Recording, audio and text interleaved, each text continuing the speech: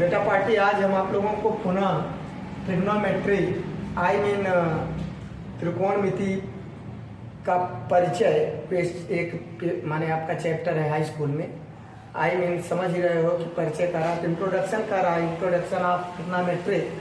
तो उसका आपको सेकंड पार्ट एनसीईआरटी का पढ़ाने चल रहे हैं।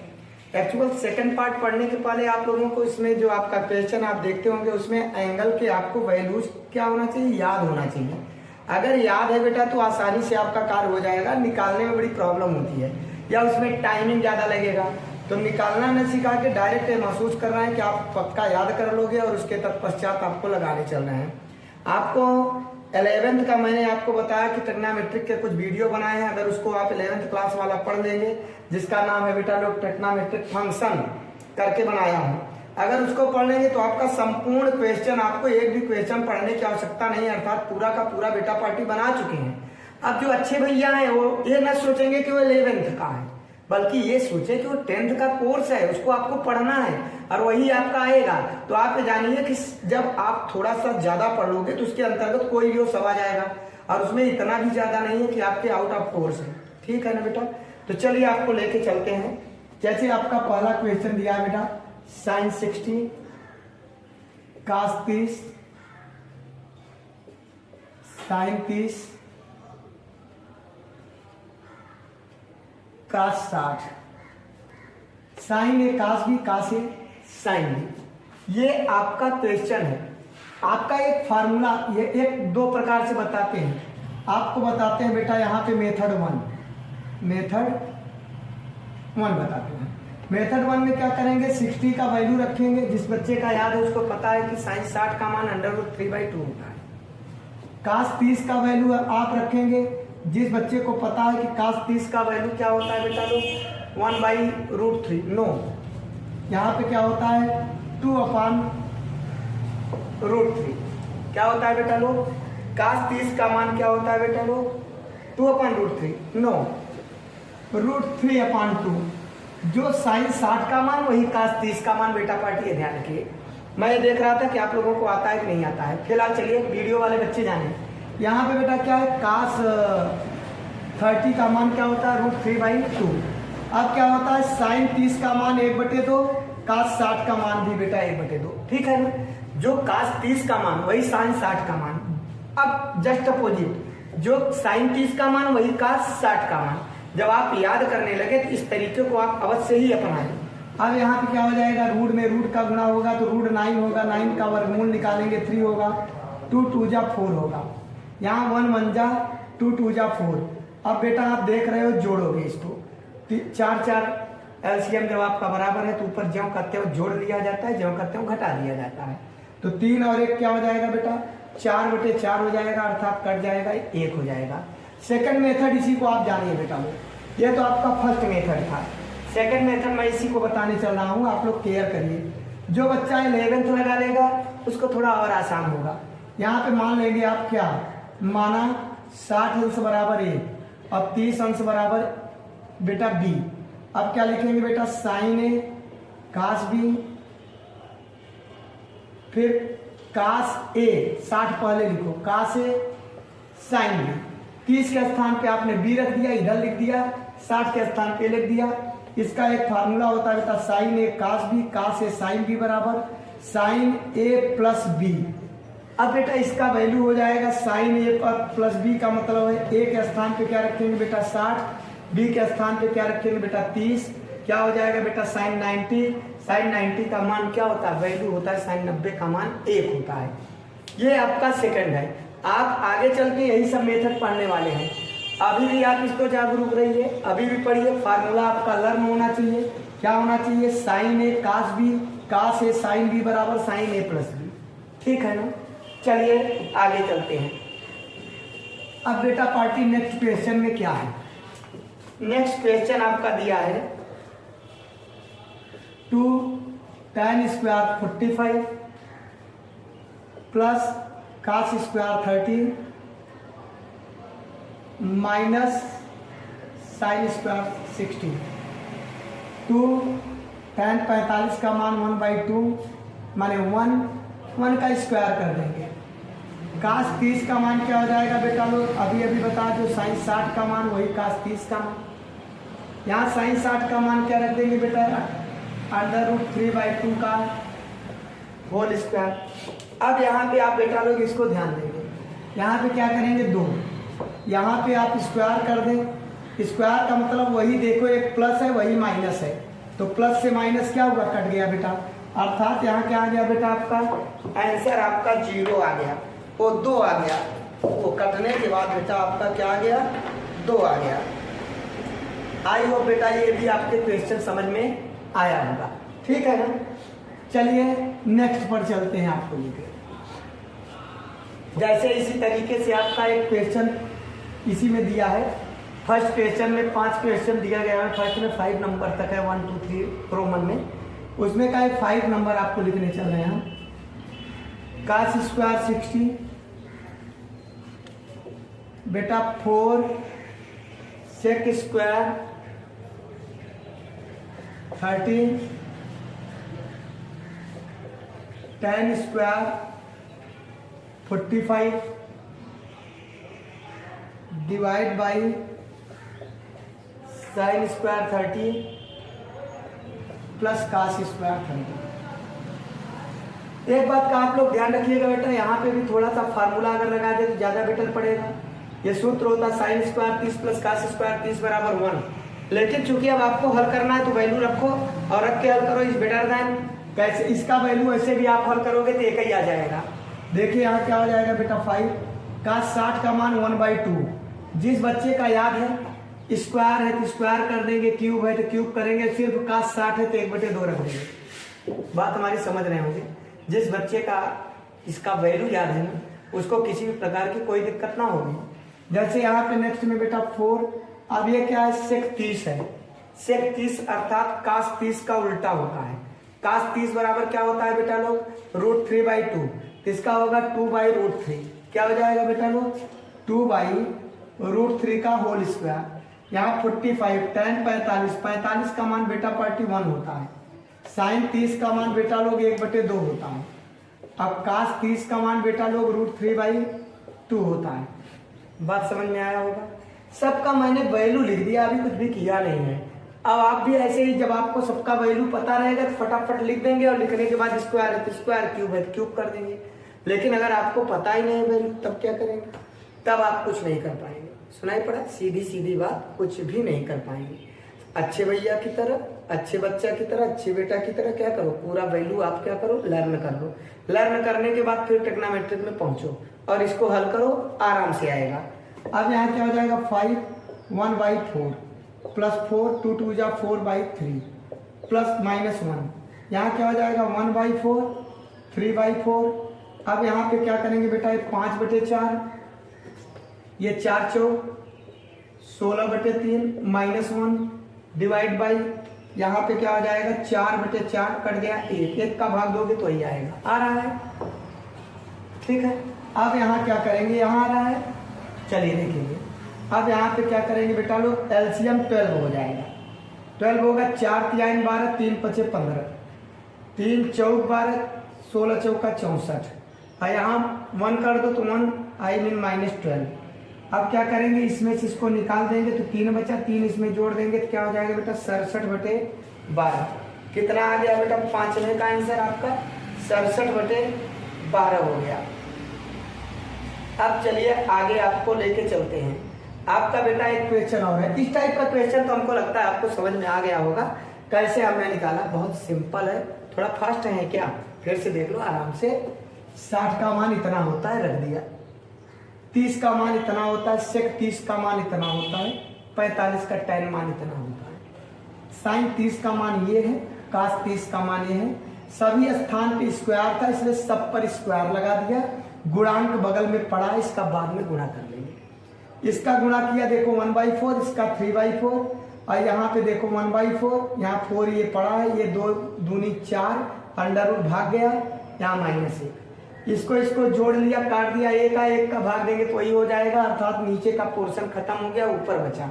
ऊपर 4 3 1 का एलसीएम 12 होगा बेटा।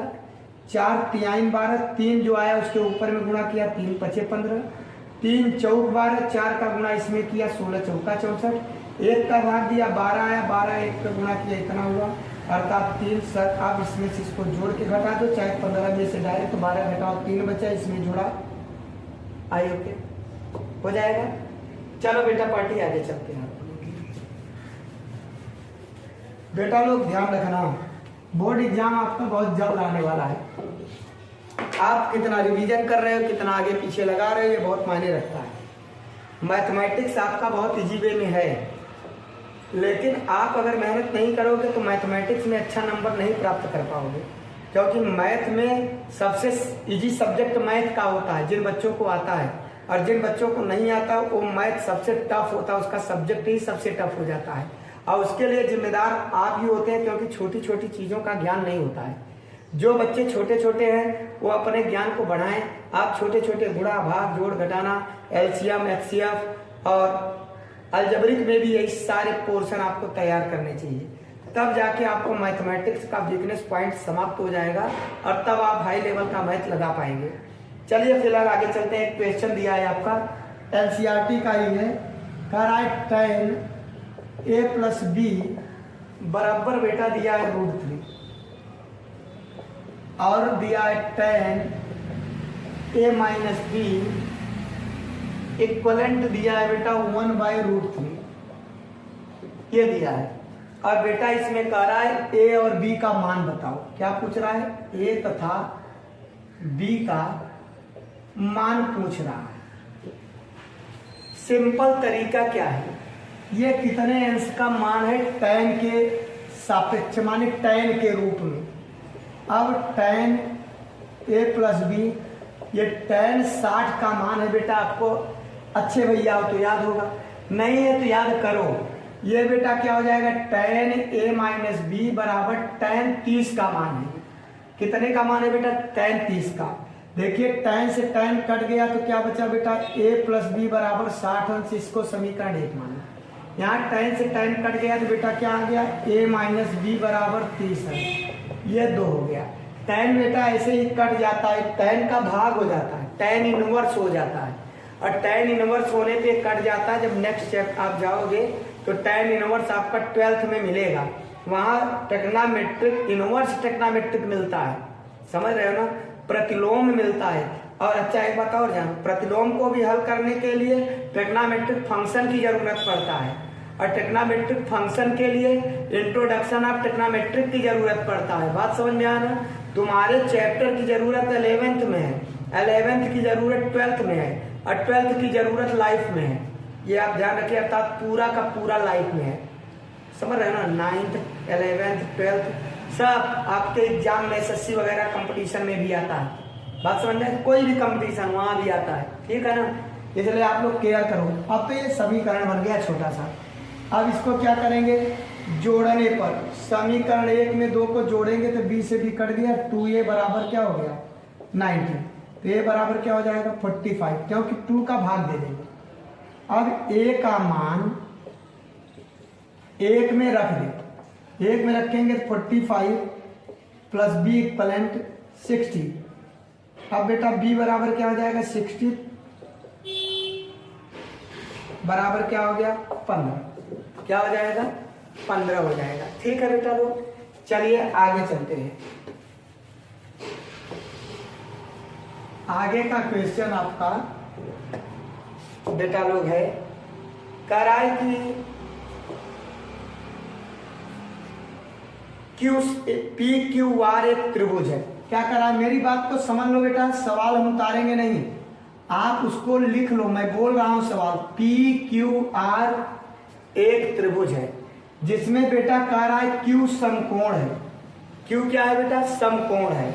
फिर क्या कह रहा है, PQ भुजा की लंबाई 3 है। PQ की लंबाई बेटा कितनी है, 3 है। फिर क्या कह रहा है बेटा, दूसरी भुजा PR की लंबाई 6 है। PR की लंबाई बेटा 6 है। फिर कह रहा है कि कोण P और कोण R का मान बताना है, इसका मान इसका मान। ये तरीका आप सही है। आप कैसे करोगे जानो बेटा, ये कर्ण है। अब आप सूत्र लगाओ, कौन सा भुजा लूं तो ये अगर आर लूं तो ये लंब होगा, ये कर्ण। किसमें लंब और कर्ण होता है? तो साइन थीटा बराबर लंब बटे कर्ण। कैसे जाने बेटा? लाल बटे कका से। अब साइन थीटा बराबर लंब बटे कर्ण, तो साइन आर बराबर लंब माने पी क्यू बटे कर्ण माने पी आर।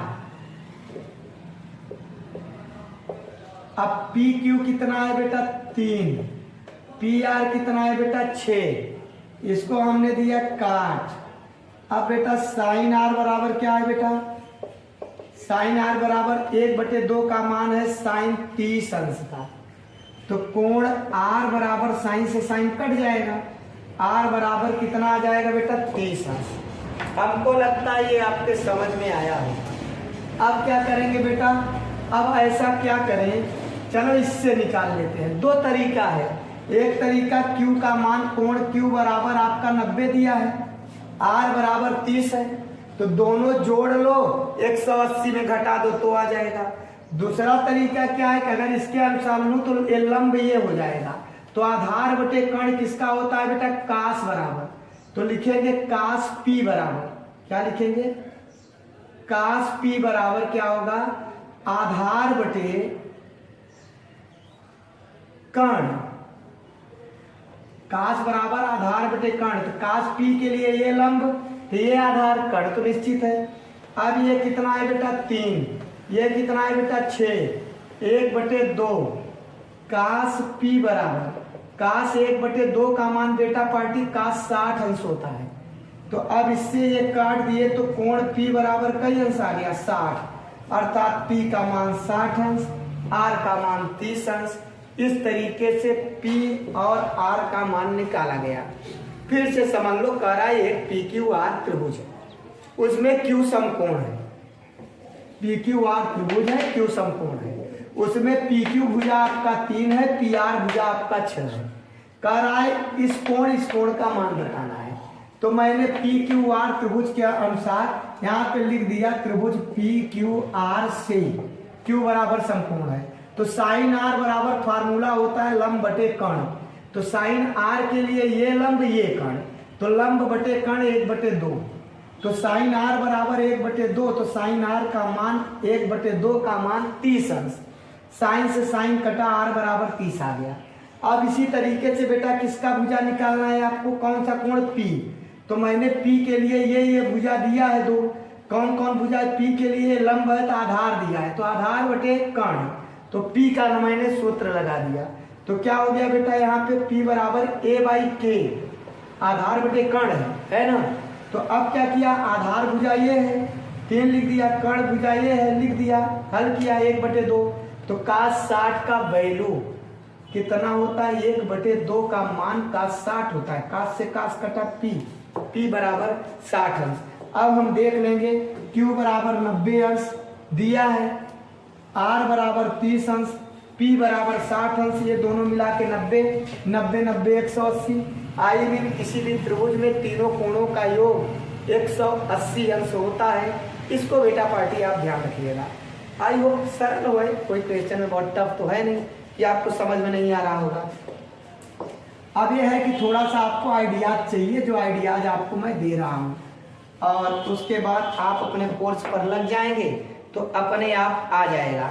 देखिए कुछ क्वेश्चन में इसमें आपका एनसीईआरटी का अधिक से अधिक है। जो आपका एनसीईआरटी कोर्स है उसको तो मैंने पूरा पढ़ा दिया लगभग। अब कुछ अन्य कोर्स भी पढ़ा रहा हूँ, जैसे ये जो क्वेश्चन था ये थोड़ा अदर था, तो एक्स्ट्रा भी आपको पढ़ना जरूरी है, क्योंकि बिना एक्स्ट्रा के आपका काम ना होने वाला है। जैसे एक क्वेश्चन दिया है बेटा, लोग क्या दिया है कि A बराबर B बराबर 60 अंश। क्या दिया है बेटा पार्टी? A बराबर B बराबर 60 अंश। तो कह रहा है यहाँ पे प्रमाणित कीजिए, प्रमाणित कीजिए, आई मीन सिद्ध कीजिए, tan A माइनस B बराबर tan A minus tan B 1 plus tan A tan B। ठीक है, tan A माइनस B बराबर 1 प्लस tan A। ये आपका क्वेश्चन दिया है बेटा लोग, इसको सिद्ध करना है कितना है।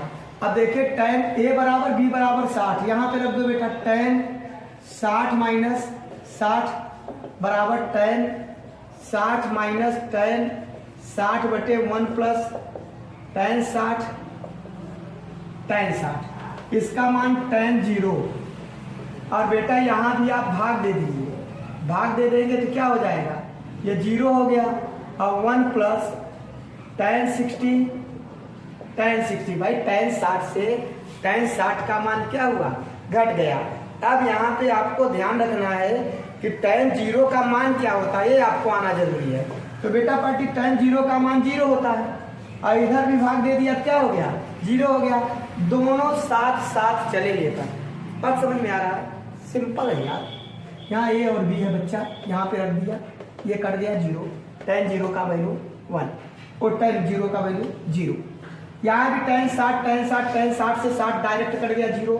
अब किसी का भी, अब इसको वैल्यू रखने की क्या जरूरत है, किसी को भी 0 में भाग करने पे, गुणा करने पे उसका वैल्यू 0 होता है। तो इसमें 0 में भाग कर दिया भैया तो 0 हो गया, तो अर्थात दोनों क्या हो गया, प्रूव्ड हो गया। और यही प्रमाणित करना था, आई मीन यही सिद्ध करना था, तो यही सिद्ध हो गया। यहाँ लिख देंगे हेंस प्रूव्ड इति सिद्धम, या हिंदी में यही सिद्ध करना था, या हिंदी में लिख देना सिद्ध किया, कुछ भी लिख दीजिएगा, इस प्रकार से कार्य आपका हो जाएगा। चलिए आगे आपको लेके चलते हैं। आज बेटा लोग ट्रिग्नोमेट्रिक अधिक से अधिक आपको समाप्त करने वाले हैं। कह रहा है एक समकोण त्रिभुज सी है, सवाल को पढ़ लो बेटा, हम बताएंगे नहीं आपको, ऐसे ही डायरेक्ट सवाल उतारेंगे नहीं, ध्यान रखिएगा। कह रहा है एबीसी त्रिभुज है, लिख दो एबीसी। और उसमें एक चीज और कह रहा है कि सी समकोण है, तो सी यहाँ रखो और यहाँ बी रख दो, सी को समकोण कर दो, बना दिया त्रिभुज। फिर क्या कह रहा है, बी बराबर 60 अंश है, बी बराबर 60 अंश कर दो। फिर क्या कह रहा है बेटा, ए बी बराबर 15 है, ए बी बराबर 15 कर दो बेटा। अब कह रहा है शेष कोण और शेष भुजा बताओ, आई मीन ये कोण, तो अब लिखेंगे क्या, कोण सी बराबर 90, कोण बी बराबर बेटा 60, लिखेंगे कोण ए प्लस कोण बी प्लस कोण सी बराबर 180 अंश।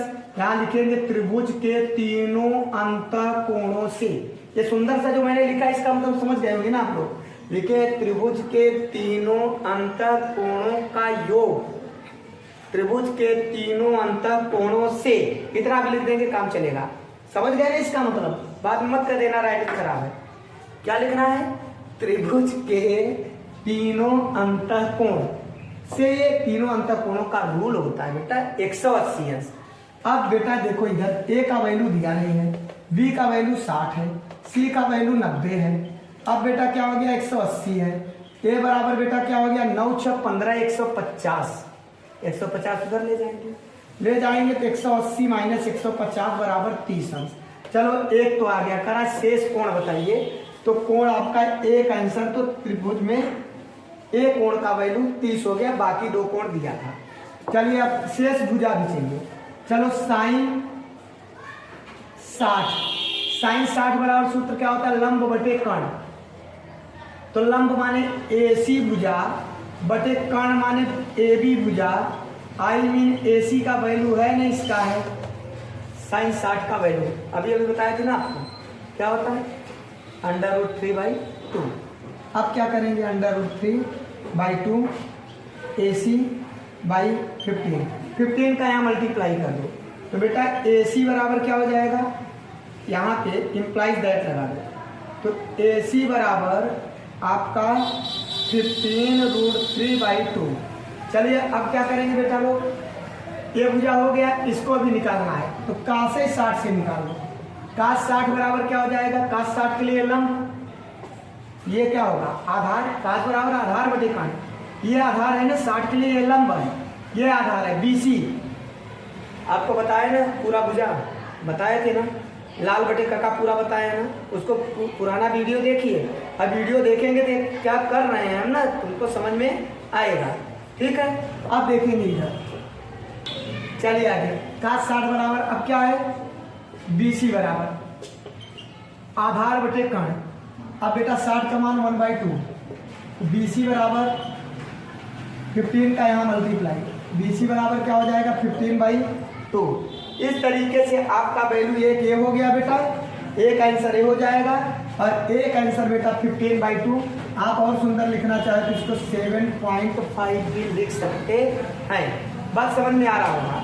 इस तरीके से बेटा अब इस चैप्टर में जो इस टॉपिक के क्वेश्चन थे इसमें बहुत आपको दिक्कत नहीं होनी चाहिए। लगभग आपको सभी क्वेश्चन बता दिए हैं। समझ में आ रहा है। चलिए अब हम आप लोगों को बेटा पार्टी एक क्वेश्चन लाल बटे कका से बता रहे हैं।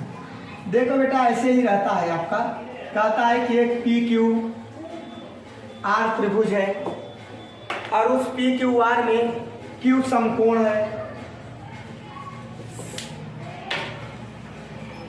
और PQ बराबर बेटा वहां पे दिया है, मान लीजिए आपका 4, QR बराबर बेटा लोग दिया है 3। ठीक है, ऐसे दो भुजाएं दिया रहता है। तो जब दो भुजाएं देता है तो आपको मैंने बताया था बेटा 90 के सामने क्या होता है बेटा, कर्ण।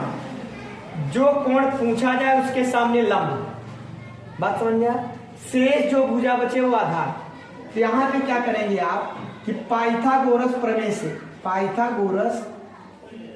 प्रमेय से बेटा पार्टी क्या करेंगे, कर्ण पर का बना वर्ग, कर्ण माने PR का स्क्वायर, PR का स्क्वायर बराबर PQ का स्क्वायर प्लस QR का स्क्वायर। अब PR का स्क्वायर बराबर 4 चौक 16, 3 त्रिक का 9, PR बराबर अंडर रूट में 25 बराबर 5। आई मीन ये भुजा भी निकाल लिए। लाल बटे कका ये आपके मैथ का माने आपके सिलेबस का बहुत महत्वपूर्ण टॉपिक है। लंब, आधार और कर्ण। ठीक है ना बेटा पट। अब यहां पे आप क्या करेंगे कि पांचों त्रिकोणमितीय निष्पत्तियां पूछ सकता है, छह त्रिकोणमितीय निष्पत्तियां पूछ सकता है। आपके भुजा दिया गया है तो कहेगा कि कोई भी कुछ भी पूछ सकता है, कोई वैल्यू अलग से पूछ सकता है। ऐसा भी आपका पूछ सकता है cos A plus sin A का मान बताओ, ये भी पूछ सकता है। अलग अलग भी पूछ सकता है। तो cos A बराबर क्या होगा, cos बराबर आधार बटे कर्ण आई मीन A/K और sin बराबर क्या होगा बेटा L/K। cos का मतलब A हम लिख दिए, यहाँ P लिख दो बेटा। अब देखो cos के लिए P के लिए ये लंब होगा और ये कर्ण होगा, ये आधार होगा। जो कोण पूछे उसके सामने लंब। आपको रिवीजन करा रहे हैं, जो कोण पूछा जाए उसके सामने क्या होता है, लंब होता है। तो P के सामने लंब क्या होगा, 3 है। आधार क्या है 4, तो 4 यहाँ लिखा आधार पर। कर्ण हमेशा बराबर है और लंब बटे कितना है बेटा, लंब कितना है इसका 3 और कर्ण कितना है बेटा 5। इस तरीके से आप इन दोनों को जोड़ लेंगे, एलसीएम बराबर होने पर क्या हो जाएगा 7/5। कुछ क्वेश्चन आपके देख लीजिए। जैसे आपका एक क्वेश्चन दिया गया है, जैसे बेटा दिया है आपका एक क्वेश्चन ऐसे, tan A बराबर 1/√3 और कह रहा है कुछ वैल्यू पूछ रहा है, कह रहा वैल्यू बताइए। किसका value, sin A cos C plus cos A sin C। ऐसा कर रहा है cos A sin C। बेटा यहाँ क्या करना चाहिए कि आपका त्रिभुज एक तो लाल बटे कका से दिया गया है, ठीक है ना। sin A का वैल्यू दिया है, कह रहा B समकोण है। B क्या है बेटा, समकोण है। इसको भी आप कोण यहाँ निकाल सकते हैं। tan 30 का वैल्यू है, कितने का वैल्यू है बेटा, tan 30 का। ये लाल बटे कका न करके दूसरे प्रकार से बता रहे हैं। तो आप क्या करेंगे, यहाँ A बराबर क्या हो जाएगा, कोण A बराबर 30 होगा। फिर लिखेंगे कोण A प्लस कोण B प्लस कोण C बराबर 180। A के स्थान पे 30 रखा बेटा, B के स्थान पे क्या रखा बेटा 90 और C के स्थान पे क्या रखा बेटा, निकालना है। 9 3 12 120 उधर ले जाएंगे, 180 में से माइनस हो जाएगा, अर्थात कोण C बराबर बेटा क्या आ जाएगा 9 3 12 आई मीन 60, क्योंकि त्रिभुज के तीनों कोण 180 अंश होता है। अगर ऐसा कोई वैल्यू दिया है जिसका डायरेक्ट कोण निकाल सको तो 90 तो ऑलरेडी एक कोण दिया रहता है, तो अर्थात आपके तीसरा कोण भी आराम से निकल जाएगा। अब निकालने के बाद यहाँ पे डायरेक्ट वैल्यू रखो। ए के स्थान पे क्या रखना है, साइन 30। सी के स्थान पे क्या रखना है, cos 60। ए के स्थान पे क्या रखना है, cos 30। ए पर 30 रखना है, सी पे क्या रखना है बेटा, साइन 60। पहला सवाल अब याद करो, फार्मूला किया साइन ए cos बी, cos ए साइन बी। जिस बच्चे का फार्मूला याद है, पहला सवाल बताया ना, जैसे ही चैप्टर मैंने शुरू किया ये वाला वीडियो का, मैंने उसमें बताया साइन ए cos बी, cos ए साइन बी बराबर बेटा सूत्र हो गया साइन ए प्लस बी।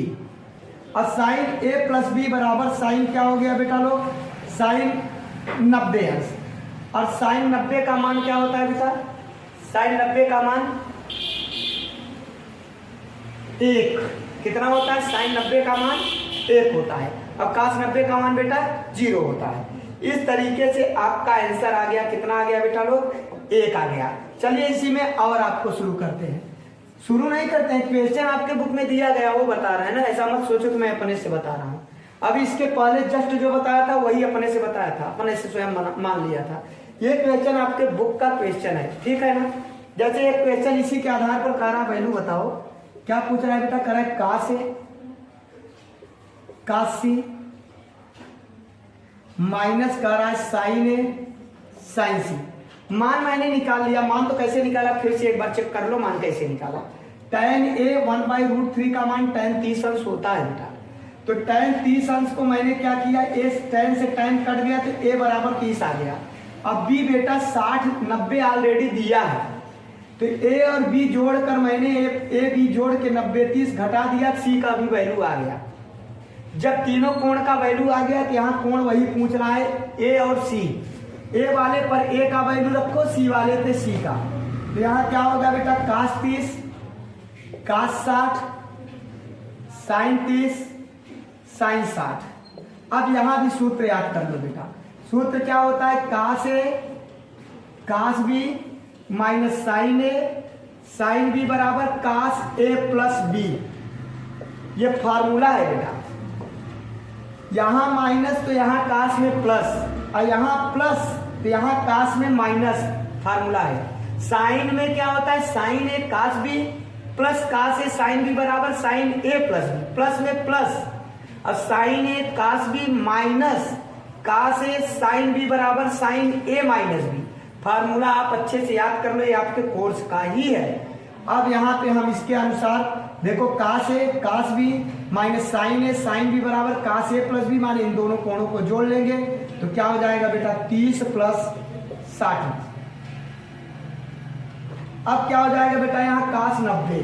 अभी जस्ट बताया कि cos 90 का मान 0 और sin 90 का मान 1 होता है। तो cos 90 का मान यहाँ क्या हो गया, 0 हो गया बेटा। इस तरीके से आप लोगों का जो टेक्नोमेट्रिक इंट्रोडक्शन ऑफ टेक्नोमेट्रिक, ये आपके चैप्टर में माने 10th के दिया गया है चैप्टर में। तो चैप्टर अर्थात आपका कोर्स है बेटा, ये आपके लिए बहुत महत्वपूर्ण वीडियो है। और आपको जो ये सवाल होता है, आप बोर्ड पेपर दोगे ना, पेपर तो मिलेगा ना। अब एक बात और नोट कर लो, कमेंट भी करके बताना, इस वीडियो से आपका क्वेश्चन आएगा। बात समझ रहे हो, अब नोट कर लो, और इसी वीडियो से आपका एक क्वेश्चन पक्का आएगा। अब आप मायने रखता है कि आपको आया कि नहीं आया।